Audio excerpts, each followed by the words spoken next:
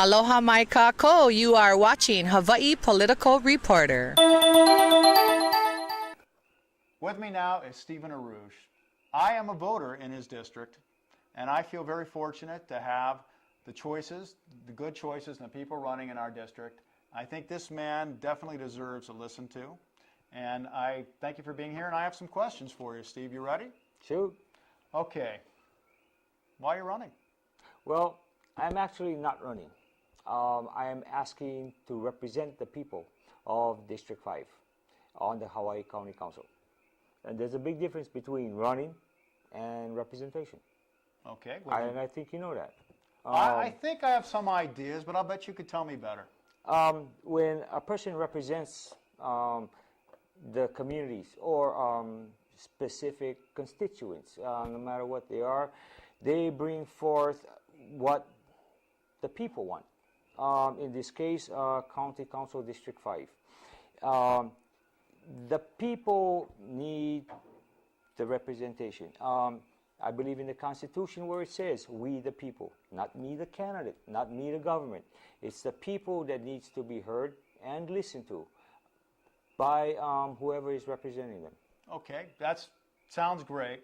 Can you give me a more concrete, specific example how that would play out differently than it may be now, or how you might believe it would play differently with your opponent?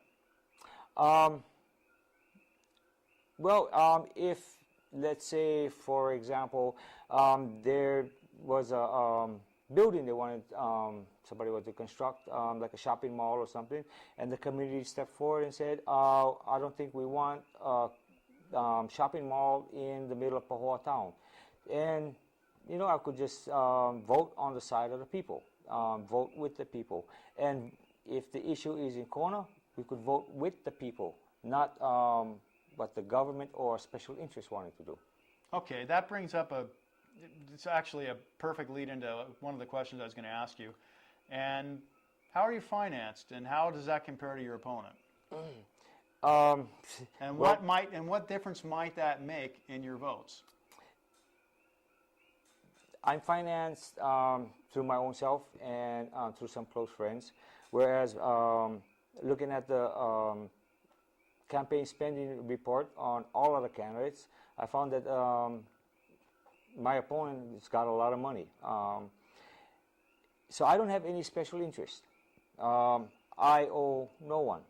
So my allegiance would be to the people. Okay, so getting a little bit more specific on that, not a name, but you have some people who have given you some money, or is there any big group, any big business, any quote-unquote special interest? I mean, anybody out there who has a puppet string on you? Nope. And if you go to hawaii.gov, campaign spending election report, you can see all of those that have donated to anybody, and you can look at what's mine. that again? Can you give us those details? I believe it's hawaii.gov campaign spending report. Okay. Yeah. All right. So to me, that means a lot, because my representative, most importantly, I want to represent me. Okay? Right. And I don't think that's unreasonable. I mean, I think we all want that. And we know that there are large forces in play, and I think few of us would doubt that there isn't gigantic amounts of money. Now, I heard you talking a little earlier about something, and maybe you can give us the short version, but basically how there's a state organization or getting federal money, okay? Maybe it was the DLNR or something like that. There's a big amount of federal pie that they're getting money for, and this is being done against the best wishes of the people because the money's there that they want. Okay? Now, am I hitting? Yeah. Can you give us something about? Can you tell us about that one specifically, or an example like that, so people get an idea how the interests of the people are often put aside, okay, for other bureaucracies and other organizations, for their benefit and not ours. I believe what you're talking about is the sheep eradication on Mauna Kea, Palila versus State of Hawaii. A lot of money came down from the federal government, and it's still coming down for the federal government to protect certain endangered species. And along with all of that money comes, well, I guess they call it rules and strings and whatever. So one of the things is to remove the animals from the forest and from the public hunting areas. And throughout research, if you go to Hawaii Revised Statutes, Chapter 195D, and you go down to the bottom of the statutes, you'll find the Attorney General's opinion. In there, the Attorney General's opinion, stated right there in black and white, states that the state of Hawaii, realizing that it could collect monies from the Federal Endangered Species Act, obligedly to be sued to remove the sheep from Mauna Kea. Okay. With that stated, well, follow the money. So basically, that's a clear statement, okay, that Hawaii is going after the money. And Yep. it's not necessarily that it's the best thing to be done or it needs to be done or it's what the people want done. It's that there's a pot of money there and this is what we want to go for, what we want. Essentially, yeah. Okay, so now, I mean, without necessarily getting into other examples on this, I think we could probably go on with this forever because the truth of the matter is, to me, it's really simple. Okay, you've got big money, whatever it be, a corporate, organizational, whatever. We could say union. We could say, very wealthy individuals. You've got the people, and you've got their enforcer in the middle. Okay, now, I mean, there's certainly good things the government does. Okay, but I mean, there's so many times I think it's obvious, and more of the time we're catching it now with the internet and such being out there, that they're doing things for their benefit and not the people's. Now, Stephen, going back to the people, tell us, as a representative, okay, what is your sacred duty and honor? What do you promise and swear for us that you are going to do for the people, and what are you not going to do for the people or to hurt them, whatever? Tell us what Stephen Araujo is. What is your key fundamental principles as a man and as a representative that we need to know here? Well, first of all, I have already sworn to uphold the Constitution of the State of Hawaii and the Constitution of the United States. 1 second, I'm going to go back to that. I just want to ask you, for us who are ignorant, what are the 1, 2, or 3 points that really stand out in the state constitution, okay, that you think might be being violated or not being protected or being, respected at this point? What can you do, and what is Stephen Araujo going to do with that part of it? Well, specifically, I don't know exactly what parts of the Constitution are being violated, but I do believe that the preamble states that we, the people, and we form our destiny. Mm-hmm. So with that in mind, let's get together, let's form our own destiny. Let's not have the government tell us, this is what you're going to do, this is what we're going to do for you. Let's stand up and let's us move forward. Okay. So I'm going to come back to that because I think that sounds like home run, but I interrupted you, and you were talking about your principles, and I said, what were you going to do as a representative, okay, for us, and what were you not going to do? And you had some thoughts. Can you pick those up? I will not do what the people don't want me to do. Specifically right now, I don't know what that is. And personally, I have no agenda. Mm-hmm. So let's let the people decide. Although there are issues, let's let the people come forward on the issues. Okay. Let's let the people have their voice heard on the issues. So is that your absolute paramount cardinal directive? Yeah, serve the people, represent the people. So that is the number one thing that is driving you, and that is the number one thing that people can count on. Now let me ask you, in that directive of serving the people, tell us what experience you had in the past, who have you worked with, what have you done, okay? How can you make a difference, and why should, assuming let's say we totally believe you're honest and we believe what you're going to do there, what experience do you have in using that for the people's benefit? Well, years ago, I was on the Aquatic Life and Wildlife Commission. It's a state commission. And I also was the first chairman for the Hawaii Hunting Advisory Council, where this is also a statewide commission. And when I was on the commission, if we had any issues come up, throughout the state, I would bring those issues from the meeting of the council back to the people. Have the issue discussed on the local level, and then from there take that information and take it back to the council and present what the hunters on this island wanted the council Was this to do. only on this island, or was this representing with it back to the state? I mean, were you in Oahu sometimes, or were you working with them? How was it? Was this? We were kind of like back and forth from Oahu to here. Okay, so you've worked not only at a local level, you've actually worked at a statewide level. Yeah, we used to work on larger issues, which to me seems to be extremely advantageous, because if you're like a person like me who's wanting home rule, okay, and thus a person who knows what the state is and what they're dealing with there, you have, to me, an advantage in that additional knowledge, because you've been on both sides of the fences, in a sense, and their bureaucracy and their systems. Yeah, you need to have knowledge of both state and county, local government. You need to have the knowledge of it. You need to see what affects what, so that you can come up with a rational solution. Okay. Because state supersedes county, so the county needs to know where it can go. That's a personal one with me, and I'm going to ask you, and I'm going to put you on a spot here. State, federal supersedes state, state supersedes county. It all seems to me, though, that even though that's happening, a lot of it is the constitutions are thrown away. They're being thrown away. Yep. They're being totally ignored. Yep. So I would like to know, as a bull, as a pit bull, as a man, as an honest man, okay? Okay. How far are you going to stand up? What can you do, okay, for us, okay? And are you going to buck the system when it's needed, okay? And if so, how? Well, I have no problem standing up. I don't have a problem Okay. standing up for myself, and I wouldn't have a problem standing up for anybody. The hunters were like the lowest people on the totem pole, honestly.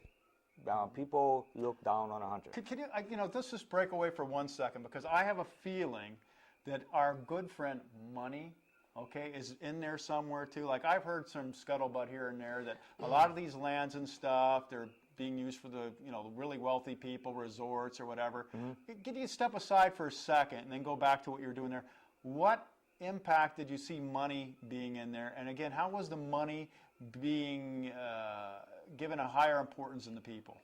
Okay, anything that you saw there? And if so, how would you, again, as the people's champion, okay, fight for us, okay, versus the moneyed interests that are against our interests?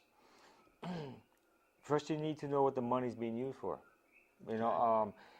Is it the benefit of the department? Is it the benefit of different programs? You need to follow the money. Where does it go? What does it do? Okay, that brings me into something I've heard you talk about also, AUDIT. Okay, Yeah, audit. You've had some very good ideas about how to do that, okay, and whom to do it with, and could you tell us about that? One of the things that needs to be done is the departments and divisions, they need to be audited. An audit is like a tool. You use a tool to fix your car, to fix a problem. Okay, so number one, the audit is there to see if you do have a problem. If you don't have a problem, hey, great, let's move on. But if you do have a problem, let's fix the problem. We're not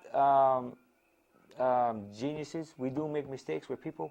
You mentioned something to me. This is a little bit of a stretch, but I think it actually is a perfect tie-in. Audit, I'm going to say that word, and I'm also going to say furlough. Okay? Okay. Now, how might an audit, okay, help the furlough? And what was your statement you made earlier about the government or something not working if you're on furloughs? Can you tie these three things together for me? Okay. The government cannot be working fine if you cannot put your public workers to work fully. I mean, hello, common sense, right? But the thing is that people have a tendency to forget. Furloughs have been initiated now for how many years? Are they still, I'm ignorant, are they furloughs- still ongoing? Exactly. Okay, news to me, So- actually. I thought those were over with. Is that for everybody, or? Yeah, well, we got the state, the teachers. The teachers are still on furlough. Although it's not called a furlough, it's called an unpaid day off. Okay? The county workers are still on furlough.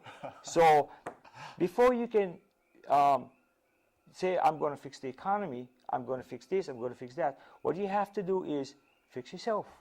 Because I can't help you if I cannot help myself, right?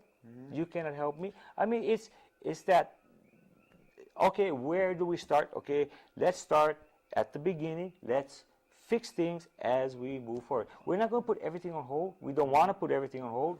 Otherwise, everything would have to stop. So let's not stop everything, but let's fix it. It's not inventing the wheel. It's just fixing the flat tire. Okay. And, you know, I can see, I know Dominic Yagong had mentioned that, you know, for example, there were, 100 employees or 10 employees making $8 million, or I forget what it was. So it's like a few at a very, very high level. And that's nothing against them, because God willing, we could all, you know, do well, we wish. But what I was thinking, and I think you're getting to it, you know, if a good audit was done and we found the inefficiencies, we found the problems, perhaps those funds could be freed to end the furloughs. Okay. Exactly. I mean, and that's, I think, where we need to go. Okay. And, you know, to me, and this is a difficulty because I know, like, every organization, and I'm not going to pick on and single out government, it's every family, every company, every corporation. Everybody's got their territory. Everybody wants to have their control. Okay. Great. And, you know, unfortunately, everybody's so involved, and there's so many levels of things going on now that it's very difficult to unravel the thread, okay, and kind of re-quote things to a more sensible pattern, you know? So I think, okay, that we really need that here, and in Puna specifically, I know you've told me some of your experiences, but can you give me a few more and tell me how you would use these experiences and specifically how you work with people to better the community and to better represent us? By working alone, you can't accomplish much. You can accomplish some stuff, but if you can bring the community together, okay, and the community can stand up for itself, and you can walk side by side with the community. You're not in front of them, you're not in the back of them, because you represent them. So you're shoulder to shoulder, and you walk forward on an issue, and you take the issue where it needs to go. If the issue is a state issue, okay, let's talk to our representatives.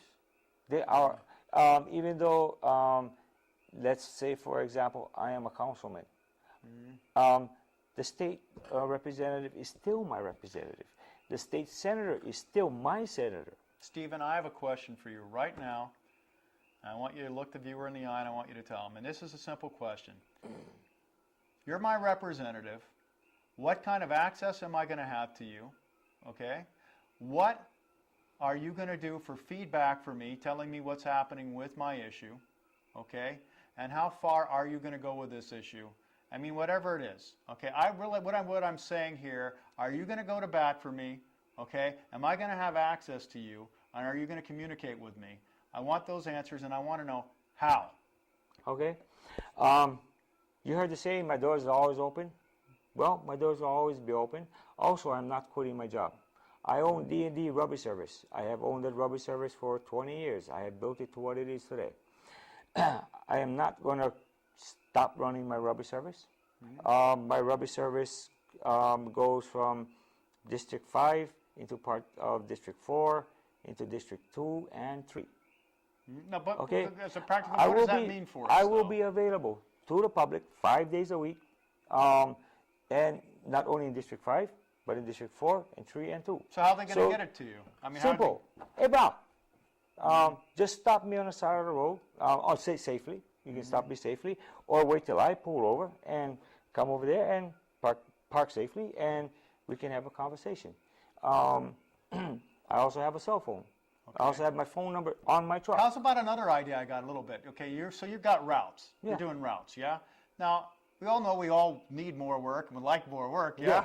So, Steve, how about on one of those routes, I mean, would you be willing, for example, if a community or something asks, you know, you're in that route that day, you know, maybe you stop at some coffee shop for 15 minutes. Is this possible? I don't know how your thing works. I mean, is there possible things you could add on the route? So, I mean, you know, instead of having, I mean, let's say like, you know, every 2 weeks, okay, Stephen's going to take 15 minutes and eat a sandwich here, okay, or something. Yeah. Is that another way they could access you? I mean, would you be open to that? Open. I'm always open. Okay. I'm an easygoing guy, easy to talk to. Just come by and say hi. I mean, if you see me in the store, come by. Even if you don't have an issue, Okay. we live in Hawaii. Nothing wrong with, hey, how's it, bro? Yeah. Nothing wrong with that. Okay, so Stephen, now we know we've got access to you, okay? What's your follow-up going to be, okay? And how are we going to know that you're actually getting something done for us? I mean, Well, what can you tell me? I mean, your mother's here. She's looking at you and she's saying, Stephen, no lies, okay? What are you going to do? Are you going to promise me? What are you going to do to follow up and to really get the job done for us? Well, first of all, I don't lie. I learned that one when I was small. Second of all, I don't promise. Because as growing up, you know, we joke around, right? One of the jokes is, promises are made to be broken. And if you cannot fulfill your promise, don't make it. Let me make this statement. Go ahead. I give you my word as a man. Born and raised in Hawaii, I give you my word. I will follow up on the issue, and I will do the best that I can do for you. Okay, so nobody can expect 100% success, but to me, the thing is, you're going to try, you're going to communicate, okay, and you're going to be straightforward. Yeah, and if are we going to get that out of you? Definitely. Okay. And if you don't believe me, I know a lot of you know a lot of hunters. Talk to the hunters. Talk to the old-time hunters. Well, I don't know too many of the young hunters. I know the guys around my age kind of thing. Talk to them. Ask them. Ask them about me. Okay, now you said you're not giving up your job, which actually seems to be maybe an advantage because we know where you're going to be if we know the routes, okay? And we can not only say, hey, bro, we can say, hey, brah. Yeah, there you go. You know what I'm saying? We know, well, you got to get on that for me, whatever, okay? But well, if you're not quitting the job, what does that mean as far as your independence and your ability to represent the people? Well, number one, I won't be dependent on taxpayers' money. I'm not going to be a politician. So you mean you might be a representative? Not a politician? Yeah, exactly. A citizen? I am not representative? A politician. Yeah, I'm not a politician. Not a professional politician working to be emperor someday? Of course not. You don't want to rule over us? No. No, I just want. God, I want to faint. I mean, how many times do we come across this? Okay, an honest man who wants to represent us, okay, and doesn't want to get enriched and become a megalomaniac in the process. Good God, I'm about to faint. Seriously, Stephen. Are you awake? I'm not awake. It's got to be a dream. Okay, so continuing on. Okay, getting back to this, you've told us about the hunters. Okay, and I think you have a pretty good way with people, and I think they're going to know where they stand with you. I don't think they're going to get any bullshit out of you. Okay, and let's just say it, because we know that there's a lot of politicians who will give a lot of, well, I won't say it again, but we know that's out there, right? Okay, how you can make a difference, and this is, if you can remember it all, and relate it to what is coming and what is happening to the rest of us. Well, what is happening to the hunters is actually beginning to happen to everyone, okay? The hunters are just out there because they're more focused, they're more vocal, and they actually see it happening to them. What is being eroded is the Constitution. The Constitution is being eroded. On the hunter side, the lands are to be held in public trust. They are Hawaiian lands held in public trust for the use of the public. They're not state-owned lands. Okay, so the hunters are being pushed out of the public lands. Okay, and the people are not, by not having representation for the people, you're kind of putting them in the same thing. The government will do the dictating. So you're kind of like moving away from the Constitution. You need to get back to the Constitution, not away, because all laws are derived from the Constitution. So you need to get back to our rights. Okay, and this is all true and valid and real, but I mean at an actual day-to-day level. Is this taking food? Like I know people, in fact, you know him, Tyson, okay, over there. I've signed your name, sorry, Tyson, but I don't think you care anyways. Okay, I know this guy gets a large part of his diet from the food and for his family. Okay, and things aren't, as we all know, they're not certainly real fat in a lot of ways now. Okay, if he can't have access to this, I know him and his family are impacted literally at the plate. Okay, now besides rights, okay, I mean, and besides food, okay, and besides giving the dignity for a man and a person to provide for their family, themselves, instead of having the requisition from the government and all this, and beg and plead and cajole or whatever, or fight, okay, with expensive lawsuits to have access to what is supposedly, for us all, being public, right? I mean, is this where we're going? I mean, you're talking about the fishermen and everything else. I believe you would be the person to really fight for these people, okay? But what else have I missed here on the daily impact? I mean, we've talked about the food, and we've talked about some of the, but what else, Stephen? I mean, what else can you say about this, having the perspective of those roads and, you know, basically the whole thing growing to where it is and where it's going? But what we need to do is we need, okay, we're being impacted by prices. We're being impacted by certain, the way things are distributed to us, okay? For example, maybe we can only get a type of shoes. You know, if we want special shoes, we need to special order. We need, the products being sold to us is what is being sold to us. It's kind of like not what we want, but we're paying high prices for it. Our food, if you notice, when you go shopping, hasn't our bag of sugar shrunk?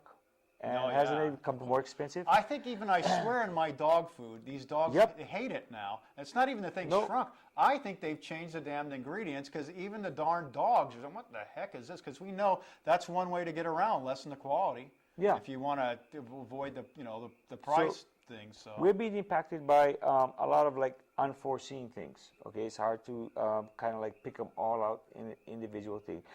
But the solution to that is, as the Constitution says, become self-reliant, self-sustainable. We can do it. For example, we got all of this ag land. You know, all of Puna is ag, except for the little residential spots. It's ag. So why not farm it? A lot of land in Hamakua. And you are a farmer, too, and that's something we haven't even gotten into. And, you know, just stepping back for a second, looking at this, because, you know, obviously different people have different needs, different perspectives, different perceptions. To me, even the people who aren't farming, the elderly, the people we need to help, if we are self-sustainable here and we are producing here, this has got to be for our betterment, because, I've mentioned several times, if you listen to this show, Uncle Dan is not going to live forever. And he is bringing the bacon home now to the tune of approximately $2.40 coming in for every $1 Hawaii contributes back to the rest of the country. This is critical, okay? And obviously working with fishermen, farming, and aquaculture and the things that you've done. You have this experience, and this is a gigantic key issue. And to me, it also seems like I can trust you to do the people's business because you're not owned by anybody. Right. Okay? Well, I mean, Stephen, we've been having a long, good conversation, and I think we could keep going, but is there anything in closing that you would like to say? Why, I mean, if we haven't gotten to it already, okay, is there any other concerns, questions, or things that people may have that you'd like to talk about or address now? And just give them the Stephen Araujo, you know, why me for sure? Because I will represent you. I will represent you, I will stand up for you, and I will fight for you. And I don't have a problem doing it. You are the people, and I am part of you. Thank you. Thank you, Stephen. Hey. Greatly appreciate it. Have a good one. You too, brother. Have a good one, And people. thank you for watching. God bless. Aloha. See ya. Aloha mai kako. You are watching Hawaii Political Reporter.